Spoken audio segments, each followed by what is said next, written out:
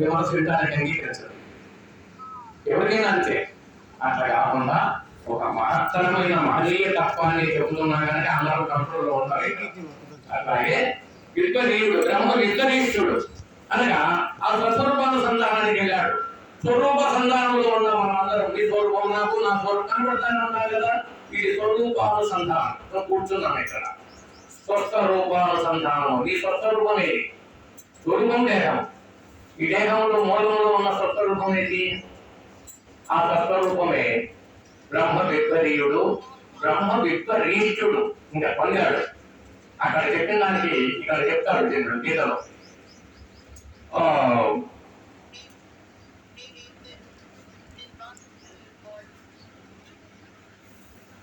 తదా అంతర్జ్యోతి రేవయ స యోగి బ్రహ్మ నిర్వాణం బ్రహ్మభూతోకి గచ్చతి. అనగా ఎవరైతే ఈ బ్రహ్మజ్ఞాన రూపములో ఆ యొక్క అంతర్జ్యోతిగా ఉన్నటువంటి ఈ యొక్క తత్వాన్ని ఎవరైతే అంతర్జ్యోతి సయోగి బ్రహ్మ నిర్వాణం బ్రహ్మభూతోకి గచ్చతి. బ్రహ్మని ఎరిగిన వాడు బ్రహ్మమే అవుతున్నాడు అని అంటూ ఆ అంతరంగమందు ఉన్న జ్యోతి ఎరుగైతే ఏదైతే ఉందో అంతవరకు ఈ దేహం మనం జీవించుకున్నట్టు లెక్క. మన కోమాలకి వెళ్ళిపోయినా, కాడ నిద్రావస్థలో ఉన్నా, లేదా మత్తుపానీయాలు తాగి మనిషి పడిపోయినా జ్యోతి ఆరిపోయి ఉంది. జ్యోతి ఆరిపోయిందనుకో డెడ్ బాడీ. అంటే రహస్యం ఎక్కడుంది? ఇప్పుడు మన మూలం ఎక్కడుంది? దాని మీద ఆధారపడి ఈ శరీరం ఉంది, కానీ శరీరం మీద ఆధారపడి అది లేదు. దానిని నిలబెట్టినటువంటి దివ్య జ్ఞానులు యుగాలు కూడా బ్రతికారు. ఈ శరీరానికి అతీతంగా ఉండగలిగారు. దీనిని మానవాతీత స్థితి అంటారు. సామాన్య మానవుల కన్నా అతీత స్థితి పొందారు. ఎప్పుడో ఏదో యుగం వాళ్ళు మనకు యుగంలో ఉన్నారు. అంటే ఎంతకాలం పట్టింది? మన కేవలం 100 ఏళ్ళు బతకడం చాలా గొప్ప. కలియుగ ప్రమాణంలో ఈ 100 ఏళ్ళు 100 ఏళ్ళ విషయాలు గొప్ప. సరే, 100 ఏళ్ళు ఉన్న శంకరాచార్య వారు 32 సంవత్సరాలే ఉన్నారు. ఈ లోకానికి దేశానికి తాను తెలుసుకోలేనిది తెలుసుకున్నాడు, లోకానికి చెప్పాల్సింది చెప్పేశాడు. 32 ఏళ్ళకి తను కూడా వదిలాడు. ఎంతో కాలం బతికినా చేసినా మరి 32 ఏళ్ళకే జగత్తునంతా హితబోధ చేసి వెళ్ళాడు కదా. అది కూడా గమనించాలి. ఊరికి జీవించడమే కాదు, 100 ఏళ్ళ పాటు చెట్లు ఉండాలి, లేదా ఈ రాళ్ళు రప్పలు ఎప్పటి నుంచో ఉన్నాయి, అంత మాత్రాన ఏదో గొప్ప అయినట్ట కాదు. వాటిని అన్నిటను గ్రహించి తెలుసుకొని వాటి అన్నిటను ఉపాధులుగా వాడుకునేటువంటి దివ్య జ్ఞానం మానవుడికి ఒక్కడికే ఉంది. ఉపాధులుగా వాడుకోవడం ఇదంతా మన సొంతమేం కాదు.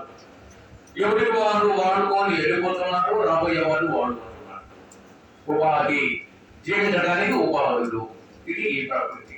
ఈ ప్రకృతియే మనలను ఆడించుతున్నది అని మరొకటి నోట్ చేసుకోవడం ఉండాలి.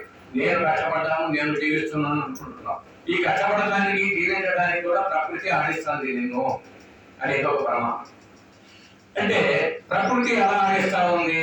ప్రకృతి పరంగానే మనం ఆకలి దప్పులు పుట్టాయి. ఆకలి దప్పుల కోసం పనులు చేస్తున్నాం. ఆకలి దప్పులు ఏమనుకో పనులు అంత అవసరమా? అర్థమైపోయిందిగా. అప్పుడు పనులు కర్మ ఎక్కడ పుట్టింది? ఎవరైనా ఒక జడ్జిమెంట్ తీర్పు ఏంటంటే బ్రహ్మచారి అన్నా సన్యాసం పుచ్చుకున్నా ఎవరైనా సరే, ఎవరు కూడా సన్యాసం పుచ్చుకున్నా బ్రహ్మచారి అయినా అందరూ కర్మయోగులే. ఆకలి దప్పులు ఉన్న వాళ్ళందరూ కర్మయోగులు. కర్మ చేయాల్సింది ఆకలి దప్పుల కోసం. ఇంకోటి ఏమన్నా ఆధారం ఉందా? సన్యాసి అయితే నేను సన్యాసం అంటే నాకు ఆకలి దప్పులు, నాకు అన్నం అవసరం లేదు అంటున్నాడా? గుడ్డ అవసరం లేదు అంటున్నాడా? సర్వసంగ పరిత్యాగి అయిన సన్యాసి సమాజానికి ఉన్నప్పటి ముందును గీతలో చెప్పిన దానికి అనువాదం చేసి కలకత్తా నగరంలో గాంధీ గారి హయాంలో అక్కడ ఉన్నప్పుడుగా ఆ గాంధీ గారి కన్నా పెద్దవాడు వయసులో రవీంద్రనాథ్ ఠాగూర్ 30-40 ఏళ్ళు కదా. గాంధీ గారు ఆయన గురువుగా భావించాడు కూడా. సన్యాసత్వ మహాబాహో దుఃఖ మాత్రోని మయోగత అని ఉంటుంది గీతలో సందేశం. అంటే పూర్వజన్మలో కూడా అన్ని భావాలు కలిగి తిరిగారు. అయోమయమైనది అని చెప్పాడు. ఒక మాటలో చెప్పాలంటే ఏంటి? నాకు ఇది వద్దు, నాకు అది వద్దు, నేను అట్లుంటాను, ఆమె కూడా తిరుగుతున్నాడు అయోమయంగా. నీవు ధరించడం ముందు ముఖ్యం, ఇంకొకరిని ధరింప చేయడం ముఖ్యం. నువ్వు గుడ్డలు ఏం వేసుకుంటావా ఏం కాదు, ఇంపార్టెంట్ ఏం కాదు. అంతేనా? నువ్వు ధరించి నువ్వు మరొకరు ధరింప చేయి అని జన్మకు సార్థకం. నువ్వు ధరించుట వస్త్రాలు ఏం ధరించుకున్నా పర్వాలేదు. నువ్వు ధరించడము ఇంకొకరిని ధరింప చేయడం లేదు. నేను ధరించాను, నేను గొప్పని అయిపోయాను అడుగులు పట్టుకోనంటే ఒక ప్రపంచ మేధావులు అంటే జ్ఞానులు మొత్తం నిర్ణయం చేశారు. స్వకీయ మోక్షము కన్నా నరకము వేరు. నాకొక్కడికే, నేను ఒక్కడే ధరించాను, నాకొక్కడికే తెలిసింది, ఇక ఎవరికి తెలియదు అని ఊరికనే అహం పెట్టుకున్నాడు అనుకో, వాడు నరకానికే పోతాడని చెప్పేశారు. నేను అనే అహమును పట్టుకున్నాడంటే నువ్వు ఉంటుంది. నేను అనేది అది నీ వ్యక్తిగతంగా నీ స్థూలదేహంతో అంటుకున్నావని నీకు అంటుకుంటాయన్ని. అప్పుడు నేను అనేది నీకు మరణం లేదని నీకే తెలియాలి అన్నప్పుడు బ్రహ్మంగారు. అప్పుడు నువ్వెవరు నేను నేను అనుకున్నావు, నేనేది సరే ఆత్మ. ఆత్మకు మరణం లేదు, అంతేనా? నువ్వంటే ఆత్మ, ఆత్మకు మరణం ఉందా? కానీ జీవాత్మను వదిలించుకొని అవతల తెలియాలి. దీనికి ఒక గొప్ప వేదాంత గ్రంథ పరిభాషలో అత్యంత గొప్పది మన సీతారామాంజనేయ సంవాదం అని వరంగల్ పట్టణంలో 17వ శతాబ్దంలో ప్రింట్ అయింది. బ్రిటిష్ వచ్చినప్పుడు మనకు పేపర్ వచ్చింది, అప్పుడు ప్రింట్ జరిగింది. అందరికీ ప్రామాణిక గ్రంథం కూడా. ఇందులో ఒక మాట చెప్తాడు, నువ్వు చరించాలి అని అంటే హనుమకు చెప్పినట్టు సీతాదేవికి హనుమకు ఉపదేశ సందేశం. ఒకే ఒక అక్షరంతో ఒక శ్లోకం అంతా రాశారు. ఒక అక్షరమే, 2 అక్షరం పలకలు ఇక్కడ. నూను నినని నన్నే నన్న నిన్ను నేనని నన్ను నేను నేనన్ననే నన్నానా నేనని నిన్నను నిన్ను నేనని నన్ను. ఒక అక్షరం కలిగిందా? ఇందాక ఒక అక్షరం వచ్చిందా దీంట్లో? మొత్తం అదే ఒక అక్షరం కలగలేదు.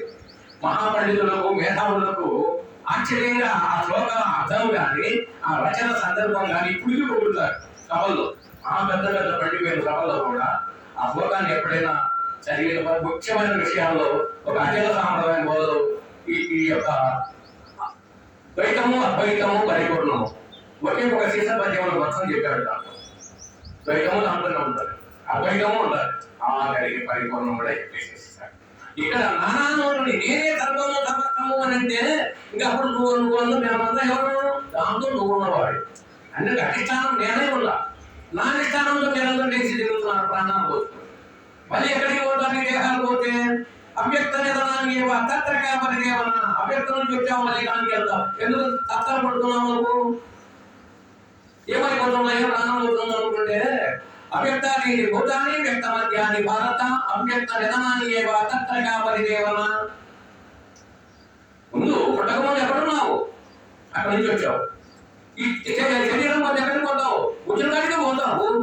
మరి ఎందుకు కంగారు పడుతున్నావు? ఎందుకు తత్తర పడిపోతున్నావు? లేదు, ఆ రీతిలో నుంచి వస్తున్నాను. మళ్ళీ అందిస్తాను పరమాత్మ లేదా ఆ పైకి ఇంకా పూర్ణంగా చెబితే పరబ్రహ్మ. అది ఒకటే సాక్షాత్కారం. ఎక్కడ ఏ దేవతలకు సాక్షాత్కారం అది ఒకటే. దేవతలకైనా సరే, రాముడైనా కృష్ణుడైనా శ్రీనివాసుడైనా అన్నవరం సత్యనారాయణ స్వామి అయినా పరబ్రహ్మ ఒకటే సాక్షాత్కారం. ఒక ఆనాడు నిర్ణయించిన కథలు ఇది గుళ్ళలో కానీ మన ఇంట్లో నూతన గృహాలకు శుభకార్యాలు ఒక నియమాన్ని పెట్టారు. ఆ నియమం అందరూ ఇప్పటికీ పాటిస్తూనే ఉంటారు. ఇది కేవలం కేశవాయ స్వాహ 3 సార్లు చేతులు తీసుకుంటున్నాం. ఎంతనే అంటాడు, ఈ 3 ఏళ్లతో ఇట్లా తీసుకోమంటాడు. అక్షంతలు తీసుకొని ముక్కని పెట్టుకోమని భాషలు అంటున్నాడు. అప్పుడు ఏం జరిగాడు? అక్కడ ఒక అధిష్టానంగా ఒక దేవుని పెట్టుకున్నాం, మనం చేస్తున్నాం, రక్షించేది వాళ్ళు కాదని చెప్తుంది ఆ మంత్రం. కానీ మనం అట్లా గమనించడం ఆయన మంత్రం చదువుతున్నాడు, పెట్టుకోమన్నాడు, పారేయమంటే పారేసాడు. ఇంతవరకే తప్ప విచారణ లేదు. విచారణ చేస్తే ఏముంది? వచ్చే తంతు భూత విచారక ఏ భూమి పారక ఏ దేశామా విరోధేన బ్రహ్మ కర్మ సమాన భేద్. ఈ కర్మను శుద్ధి చేసి నేను కాపాడాలంటే కర్మ ఒకటి, ఇంకోటి చేయదు. ఇక్కడ అమ్మాయి పుట్టిపోయి అపో జ్యోతిర సోమృతం బ్రహ్మపోవచ్చు దీపం ఇది బ్రహ్మం. నీ ఇల్లు నీ ఒళ్ళు చక్క పెట్టుకోవాలంటే ఈ ఒక్క వెలిగి ఆధారం రెండో తెలియదు.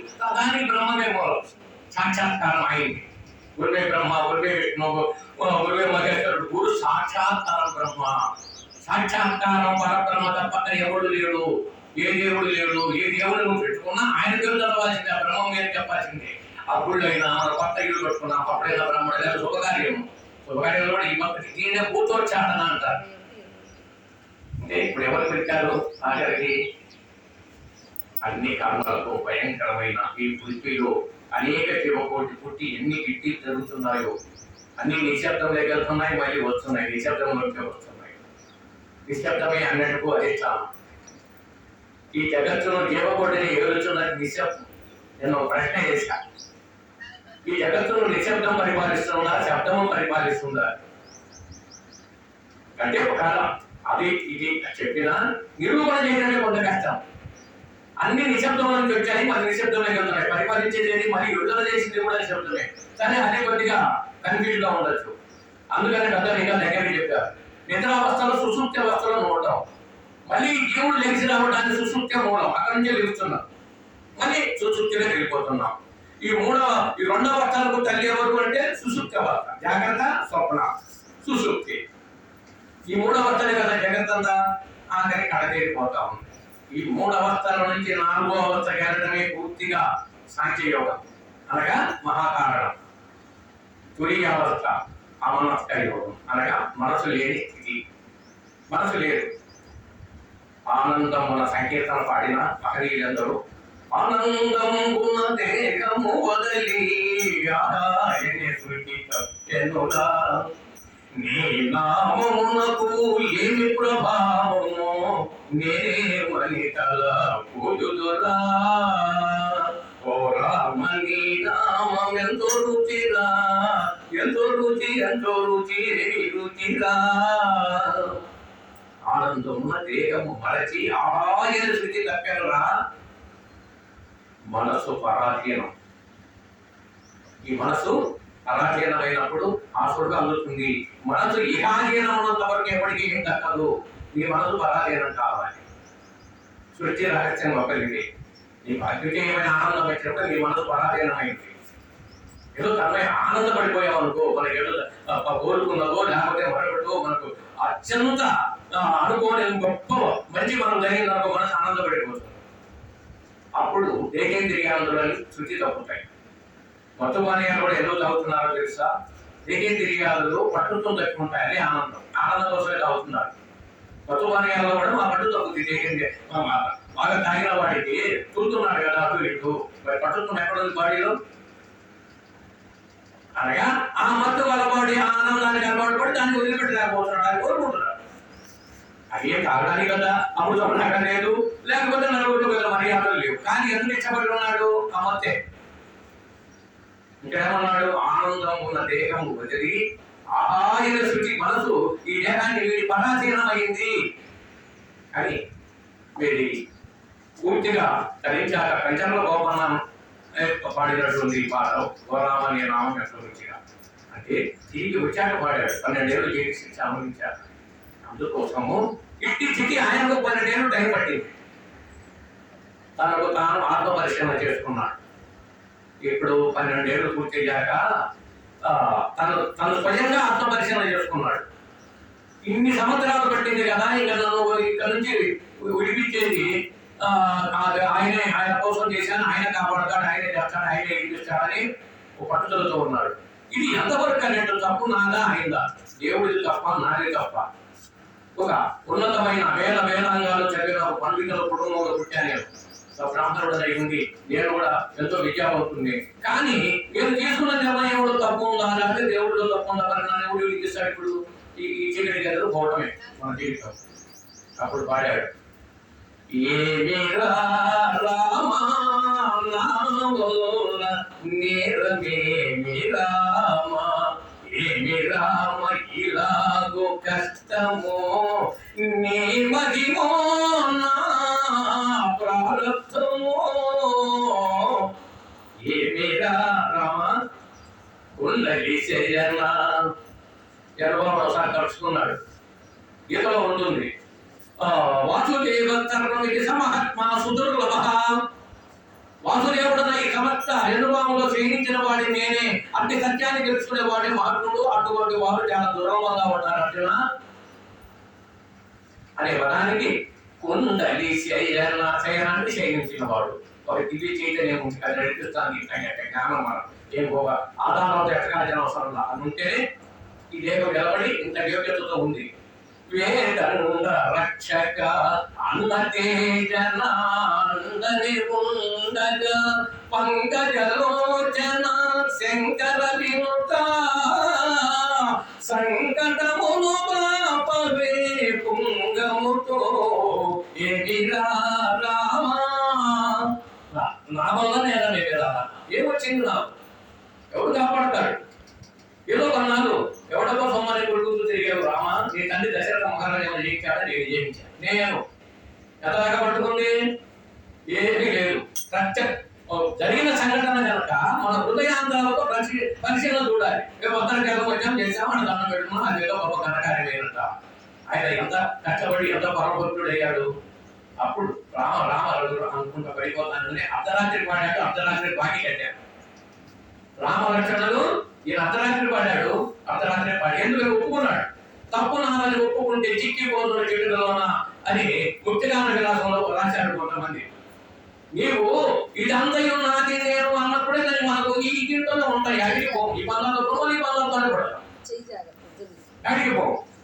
అందుకనే ఇది పూర్వం అయోమయమైన గతితో తిరిగాడు, ఇప్పుడు కూడా అయోమయంగానే తిరుగుతున్నాడు అర్జున. సన్యాసత్తు మహాబాహో దుఃఖ మాప్నోతి మయోగత.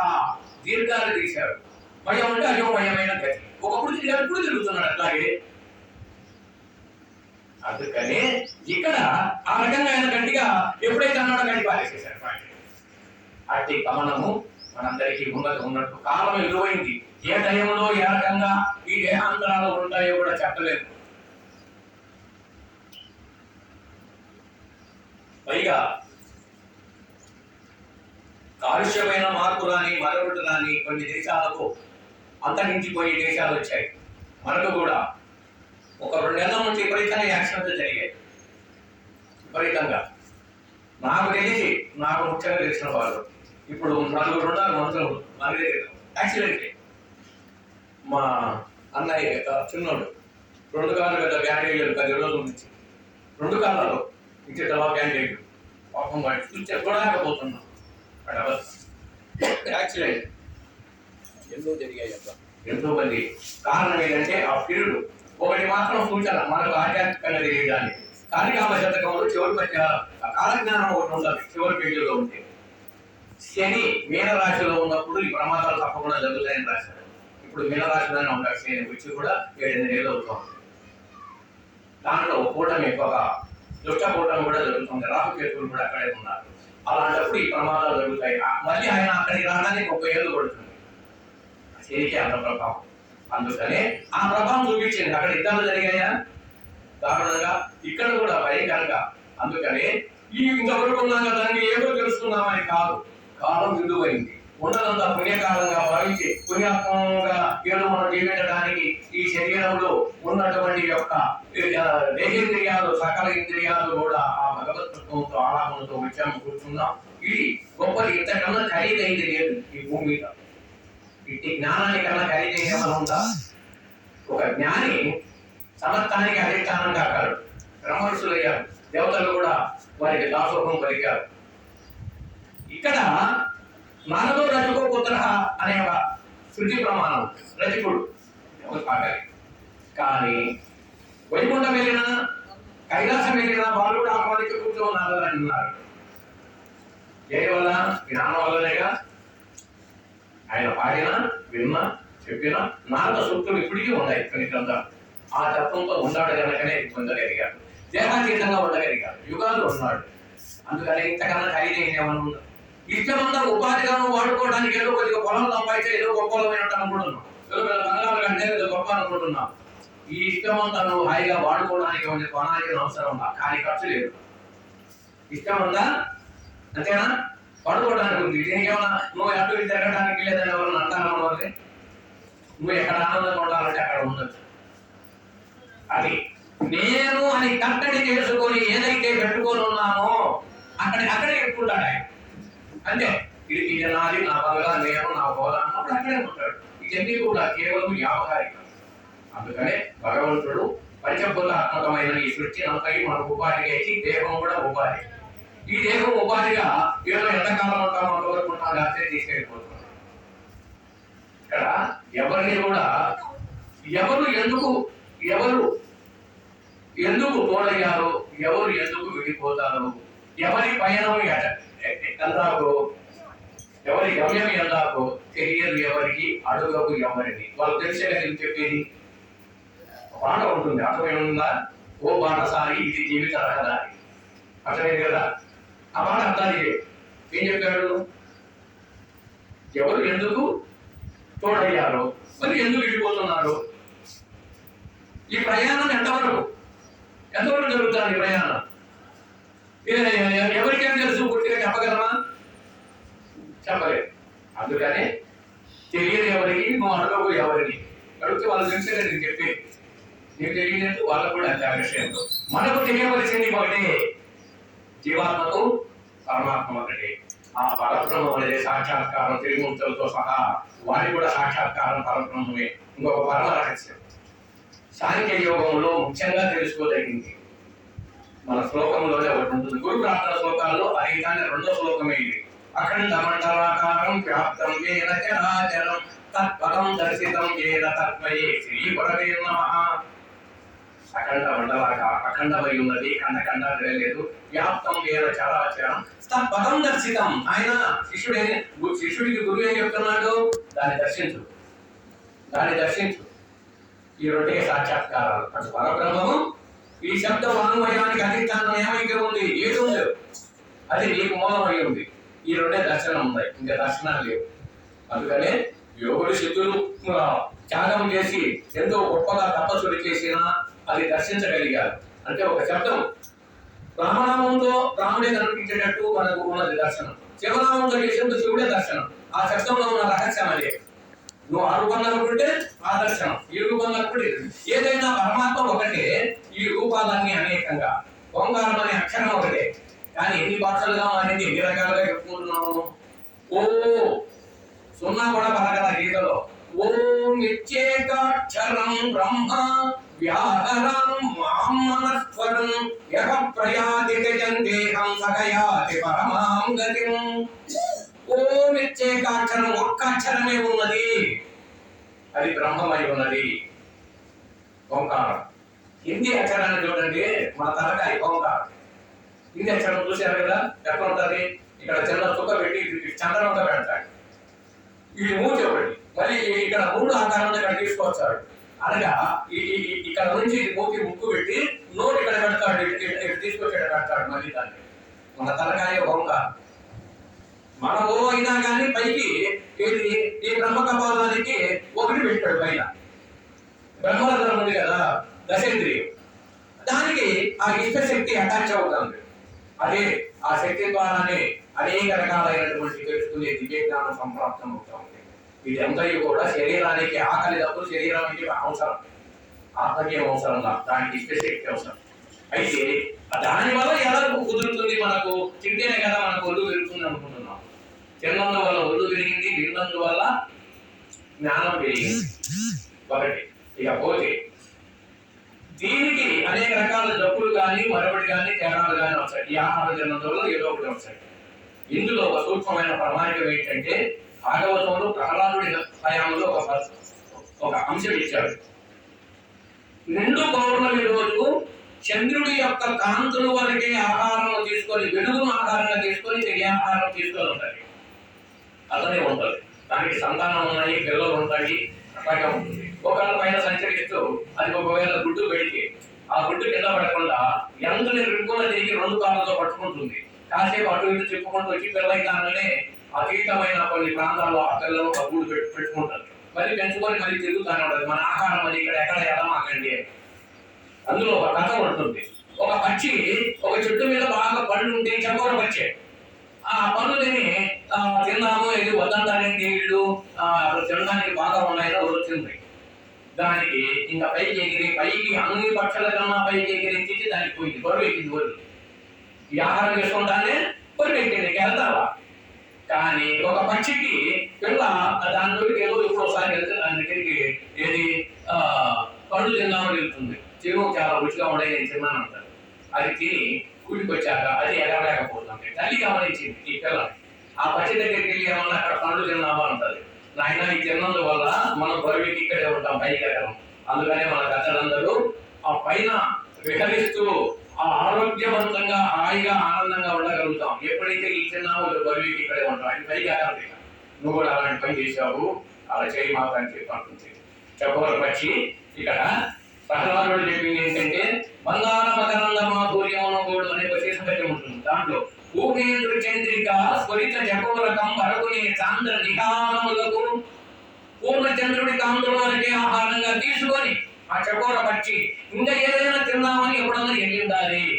వరకునే నిహారములకు ఎక్కడికి అది అవ్వదు ఆహారం కోసము అని అంటే 350 సంవత్సరాల క్రితం మన తంజావూరులో ఉన్న సదాశివేంద్ర బ్రహ్మ ఆయన రచించిన పాటలు అన్ని భాషల్లో రికార్డ్ అయ్యాయి. ఆయన ఒకటి చాగయ్య ఒకటి అన్ని భాషల్లో రికార్డ్ అయ్యాయి. అందరూ రాశారు అన్నారు, కానీ వారు రాసేది ఇంకా ఎక్కువగా అయింది. ఇందులో మానసరం చెరరి బ్రహ్మని మానసరం చెరరి చివరి అవసరం అంటే ఇప్పుడు పరమహంస ముఖ చంద్ర చకోరే పరికోచిత మురళీరవధారే మానసరం చెరరి బ్రహ్మ నీ మానస సంచరి. బ్రహ్మ ఎక్కడ సంచరిస్తున్నాడు? ఇప్పుడు బ్రహ్మము అంటున్నా కదా, అందరికి రామచంద్రుడు కూడా ఉపదేశం చేసింది అదే కదా. బ్రహ్మం అనే పదం వాడాడు. గీతలో భగవానుడు చెప్పింది కూడా అదే. ఇప్పుడు ఎక్కడ సంచరిస్తున్నాడు ఆయన? మనకు అందించేశాడు. నీ మనసులో సంచరిస్తున్నది బ్రహ్మమే. అందుకే దానికి అన్నిటిని గ్రహించి అనుభూతి పొంది కష్టం వచ్చే కష్టాన్ని తెలుసుకోవడం, నష్టం తెలుసుకోవడం, ఆనందం వచ్చే ఆనందం అన్ని సర్వగతం దానికి తెలుసు. సర్వగతం బ్రహ్మ నిత్యం యజ్ఞే ప్రతిష్ఠితం. నిత్యం యజ్ఞ రూపంలో ఉంది మనలో బ్రహ్మము అన్నప్పుడు అట్టి సత్యాన్ని ఆయన ఆ యొక్క పరమహంస ముఖ చంద్ర చకోరి, ఆయన గురుగారి పేరు పరమహంస. ఆ గురుదేవుడి యొక్క ముఖాన విన్నమునంది చాలు వారిన ఈ యొక్క అనంతమైన జనన మరణాలకు అతీతమైన శబ్ద జ్ఞానం ఉన్నదే, భావాతీతమైన శబ్ద జ్ఞానమే అన్నపానాలైన ఆహారమైన నా జీవనమైనా సరే ఇంకొకటి అవసరం లేదన్నవాడు సదాశివేంద్ర బ్రహ్మ. అట్లా అద్భుతంగా పాడాడు. అలా గమనించగలిగితే అటువంటి యొక్క దివ్యత్వము ఇక్కడ ఎంతమంది ఉన్నా ఈ సృష్టిలో అందరికీ అధిష్టానం ఒకరే, అది ఏ బ్రహ్మం. తెలిసాక అందరూ సత్యమే పలికారు. లేదు, మన అందరాత్మ కూడా సత్యమే చెప్తుంది, కానీ మన మనసు దాన్ని పాడు చేస్తుంది. ఇదే మాయా శక్తి. 24 తత్వాలతో 24వ తత్వం మనసు, ఇంతవరకు అనాత్మ. 25వ తత్వం జీవాత్మ, అనాత్మ కాదు, దానికి చైతన్యం ఉంది. 26వ తత్వం పూర్తిగా పరమాత్మ. అందుకనే ఈ మనసు ఆ చకోర పక్షి కదా, ఇంకొక పక్షి తిని అది చెడిపోయిన కానీ ఒక దానికి ఎడగొచ్చింది, ఇంకా పైకి ఎగిరే శక్తి లేకుండా చేసింది. అట్లాగే ఈ రకంగా దీన్ని ఈ యొక్క భూతత్వ విషయాల కోసమే ఆకర్షించబడి ఇలా చేస్తూ ఉంటుంది ఇది అని చెప్పి అక్కడ వారు గురుదేవులు ఇచ్చే ఉపదేశ సందేశమైన అన్నపానాదులైన ఆహారమైన జీవనమైన మరొకటైనా అని చెప్పి సదాశివేంద్ర సరే అంత అద్భుతంగా వర్ణించి పాడారు. అందుకనే ఇటువంటి విద్య జ్ఞాన సమూహముతో కూడితే ఈ బ్రహ్మ విద్య. అటువంటి వారిలో అనంతంగా ఒక అవధూత సాంప్రదాయంలో నుంచి వచ్చారు మొట్టమొదట. ఆ సాంప్రదాయంలో వచ్చినటువంటి అలవాటుపల్లి వీరభద్రయ్య స్వామి బ్రహ్మగారి గురువుగా భావించాడు. ఆయన అవధూత కనిపించే మళ్ళీ అదృశ్యం అయ్యేవాడు. ఇప్పటికీ ఆయన బ్రహ్మగారి స్వయంగా దగ్గర నుండి గురు కట్టించాడు. అలవాటుపల్లి అనే గ్రామంలో మైలు కొడుకు పక్కనే ఉంటుంది, కుందు నది ఒకటి ఉంది అక్కడ, ఆ పక్కనే మందిరం ఉంటుంది.